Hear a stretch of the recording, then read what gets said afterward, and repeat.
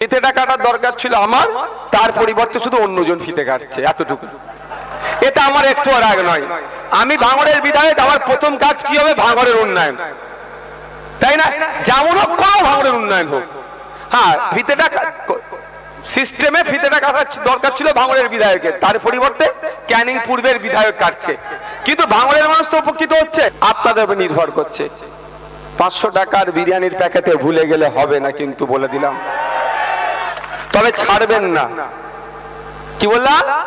ছাড়বেন না, যা দেবে নিয়ে নেবেন। এই সময় আপনারা রাজা আর প্রার্থীরা প্রজা, বুঝতে পারছেন? যা দেবে ছাড়বেন না। তবে যদি মনে করেন আপনারা 5 বছর রাজা থাকতে চান, তাহলে ভাঙড়কে দেখে ফলো করুন। 2011 থেকে 2021 ভাঙড়ে জানা উন্নয়ন হয়েছে। 21 থেকে 26 এই 5 বছরে প্রচুর গুণ বেশি উন্নয়ন হয়েছে। ব্যাপারটা হচ্ছে কেমন হয়েছে দেখুন, কেমন হয়েছে দেখুন। ফিতেটা কাটার দরকার ছিল আমার, তার পরিবর্তে শুধু অন্যজন ফিতে কাটছে, এতটুকু। এটা আমার একটু রাগ নয়। আমি ভাঙড়ের বিধায়ক, আমার প্রথম কাজ কি হবে? ভাঙড়ের উন্নয়ন, তাই না? যেমন হোক ভাঙড়ের উন্নয়ন হোক। হ্যাঁ, ফিতেটা সিস্টেমে ফিতেটা কাটার দরকার ছিল ভাঙড়ের বিধায়কের, তার পরিবর্তে ক্যানিং পূর্বের বিধায়ক কাটছে। কিন্তু ভাঙড়ের মানুষ তো উপকৃত হচ্ছে। তাই আপনাদের বলবো, যদি আপনারা চান আপনার এইখানে উন্নতি হোক, রাস্তাঘাট, পানীয় জলের সমস্যা থেকে শুরু করে মহিলা নিরাপত্তা থেকে শুরু করে সার্বিক উন্নয়ন হোক, তাহলে আপনার কাজ হবে। অন্য কোনো সিম্বলে হাত দেওয়ার দরকার নাই।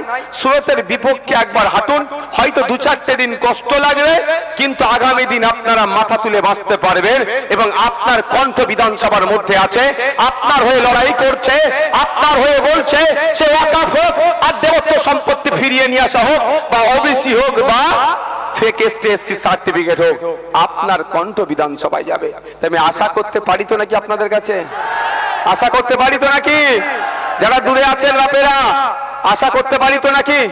আপনারা যেখানে যে হাজার হাজার মানুষ আজকে উপস্থিত হয়েছেন, আপনাদের বলবো এখান থেকে একটু বার্তা আপনাদের নিয়ে যেতে হবে। আমরা যদি আমাদের পরিবারের এখানে 1000-4 লোক হবে, আমার আইডিয়া নেই, কিন্তু 4-5 হাজার লোক হবে। আপনারা যদি নিজের পরিবারের 4 জন করে দায়িত্ব নেন, যে আমার পরিবারে হয় স্ত্রী আছে, স্বামী আছে, ছেলে আছে, মেয়ে আছে, ভাইপো আছে, ভাইজি আছে, আমরা আমাদের 5000 করে 5000 মানুষ আজকে এসেছি, আমরা দায়িত্ব নিয়ে 4 জন করে বুঝিয়ে আইএসএফ এর খামচি নিয়ে আসবো। তাহলে বলুন, আজকে এই জনসভা থেকে আমরা 25,000 ভোট কিন্তু এগিয়ে যাচ্ছি অন্যদের তুলনায়। হয়তো দায়িত্ব নিতে হবে তো নাকি? শুধু আপনি ভোট দিলে তো হবে না, আপনার পরিবারকেও ভোটটা দিয়াতে হবে। তাই বন্ধুগণ, আমি আপনাদের একটু কথা শুধু বলবো, এতটুকু বুঝার চেষ্টা করবেন। কালকে কে সরকার গঠন করবে কোনো বলতে পারবেন আপনি? বলুন, কেউ বলতে পারবেন?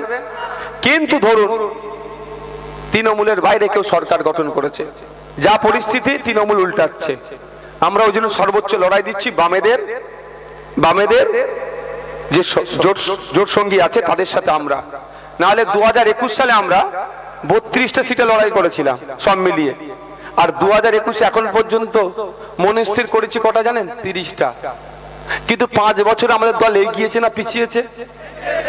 সারা রাজ্যে ব্যাপ্তি ঘটেছে। তারপরে কেন আমরা 30টা দিলাম?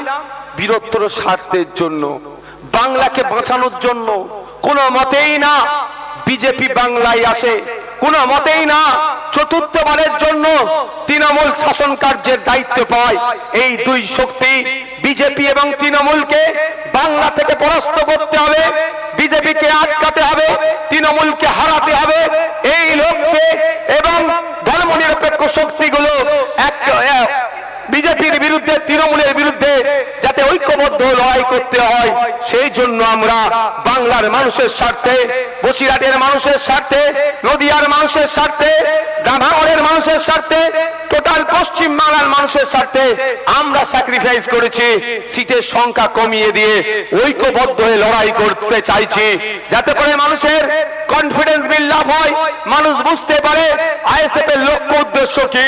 অনেকে অনেক কথা বলে আইএসএফ নাকি অমুক দলের বি টিম, যদি অমুক দলের বি টিমই হতাম তাহলে 100-150 জায়গায় প্রার্থী দিয়ে অমুক দলকে সহযোগিতা করতাম, কিন্তু আমরা সেই দলকে সহযোগিতা করছি না, বরঞ্চ ওই দলকে হারানোর জন্য যদি জীবন লাগে, বিজেপিকে হারাতে গেলে আমরা জীবন দেওয়ার জন্য প্রস্তুত আছি।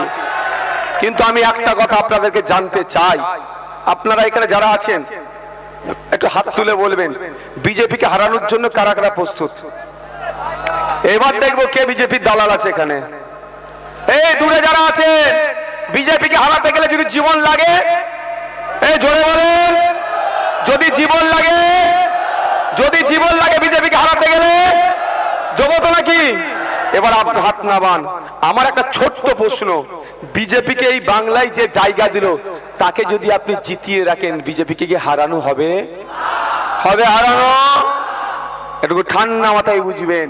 যারা একটু বাপের বয়সী, 2011 সালের পরিবর্তনের বিষয়টা যারা ভালো করে দেখেছে, তখন তো আমরা সব ছোট ছিলাম,